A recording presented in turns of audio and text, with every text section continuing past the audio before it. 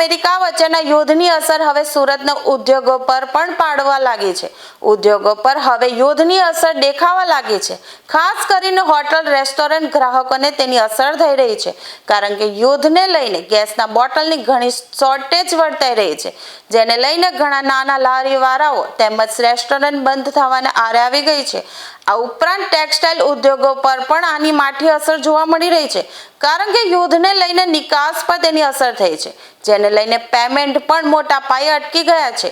નાના વેપારીઓ તેમજ ઉદ્યોગોની હાલત કફોડી થતા તેની સીધી અસર નાના કર્મચારીઓ પર પડશે, જેને લઈને રોજગારીનો પ્રશ્ન પણ સતાવી રહ્યો છે।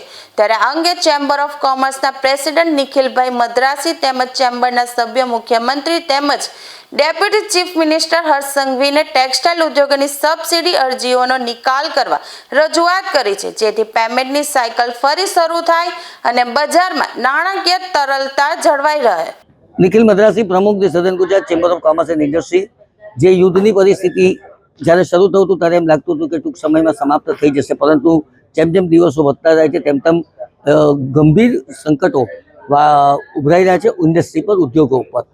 ખાસ કરીને હોટલ અને રેસ્ટોરન્ટને જે રીતે અસર થવા પામી છે અને એનો જે સપ્લાય છે એ સપ્લાય ધીમે ધીમે બંધ થઈ જાય તેવી શક્યતાઓ નકારી શકાતી નથી। એના કારણે જો હોટલ અને રેસ્ટોરન્ટ બંધ થઈ જશે તો રોજીરોટીના પણ મહત્વના પ્રશ્નો થશે। લોકો ઇવન જે લોકોની જરૂરિયાત છે તે લોકો ખાવા માટે ક્યાં જશે તે પણ એક પ્રશ્ન સતાવે છે। બીજી વાત કરું તો નિકાસ સંપૂર્ણ અટકી ગયું છે, કન્ટેનર ફસાઈ ગયા છે।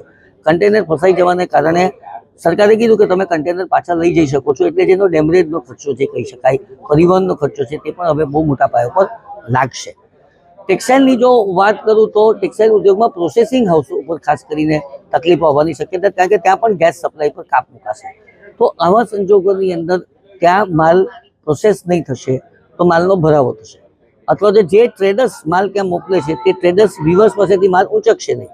જે સોદા થઈ ચૂક્યા છે પણ હવે કે તારે તે રહેવા દે, એટલે એનો પેમેન્ટની સાયકલ લંબાશે, અને જો પેમેન્ટ નહીં હશે તો કારીગર અને જે કર્મચારીઓ છે તેના ઉપર પણ તેની અસર થવાની શક્યતા છે। એટલે અમે માનનીય મુખ્યમંત્રી, deputy chief minister Harshbhai Sanghvi, નાણામંત્રી કનુભાઈ દેસાઈ સહિત તમામને રજૂઆત કરી છે કે ચેમ્બર ઓફ કોમર્સની નહીં પરંતુ ટેક્સટાઇલ ઉદ્યોગની કેટલીક સબસિડીની રકમ જે લગભગ 4,000 કરોડ થવા માટે જાય છે, આગળની જે બધી પેન્ડિંગ છે અરજીઓ, એનો તાત્કાલિક નિકાલ કરવામાં આવે કે જેથી નાણાકીય તરલતા જળવાઈ રહે। આને નિકાલ નહીં આવે તો આમ જનતા પર કેટલી અસર પડશે? આમ જનતાની અંદર એની પરિસ્થિતિ, કારણ કે એ તો છેલ્લે બધું તો છે આમ જનતા પર જ આવશે ને।